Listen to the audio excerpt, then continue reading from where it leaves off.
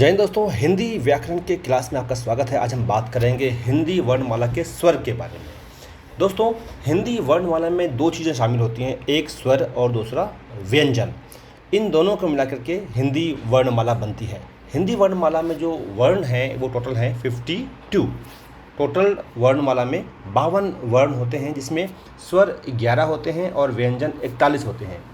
पहले की जो पढ़ाई थी उसमें स्वरों की संख्या थी टोटल 12, जिसे हम 12 खड़ी के नाम से जानते थे, जिसमें अ, अवाकर आ, हर्सई, दुर्गई, हर्सऊ, दुर्गऊ, एकार, ऐकार, ओकार, अओकार, अनुस्वार और अ विसर्ग था। जो मॉडर्न लैंग्वेजेस का प्रभाव पड़ा है उसके बाद से अ अनुस्वार और अ विसर्ग को स्वर की श्रेणी से निकाल दिया गया है और री को जो है इसमें शामिल किया गया है। चलिए अब हम विस्तार से जानते हैं स्वरों के बारे में कि इनके कितने प्रकार हैं। देखिए, स्वरों का जो चुनाव है वो उसके बोलने फोनेटिक्स की वजह से हुआ है, कैसे उनको बोला जाता है। तो इनका भी जो है दो भाग किया गया है स्वरों का। स्वर, ये रहा आपका स्वर, और इसके हो गए दो भाग। नंबर 1 भाग, इसे कहते हैं हम हृस्व, जिसे बोलने में हमें कम समय लगता है। ये टोटल हैं 4। हृस्व के श्रेणी में टोटल 4 वर्ण आते हैं। अब हम देखते हैं कि ये कौन कौन से हैं। नंबर 1 है औ, जिसे बोलने में बहुत कम समय लगता है। दूसरा है हर्सई, तीसरा है हर्सऊ और चौथा है री। ये चारों जो है हृस्व के कैटेगरी में है।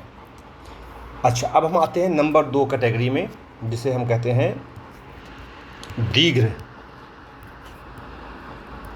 चलिए, दीर्घ में जो है 7 वर्ण आते हैं।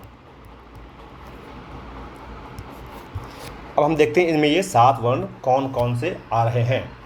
पहला आपको आएगा, इसमें सबसे पहला आएगा ओ आकार आ। दूसरा आएगा दुर्गई, इसे हम खींच के बोलेंगे, जैसे ईख। चलिए, दुर्गऊ से ऊन, ए। उसके बाद आपको आएगा ए, एकार, ऐ, और फिर आएगा आपको ओ, ओकार, ओ, और औ, औकार, औ। ये टोटल आपको हो गए 7 दीर्घ स्वर। तो ये 7 और प्लस 4 मिलके हमारे बन गए 11 स्वर। चलिए दोस्तों, अब हम एक बार फास्ट रिकैप करते हैं। तो स्वर किसे कहते हैं? स्वर उन वर्णों को कहते हैं जिनका उच्चारण बिना किसी अवरोध यानी कि रुकावट के और बिना किसी दूसरे वर्णों की सहायता से होता है। अच्छा, स्वर कितने प्रकार के होते हैं?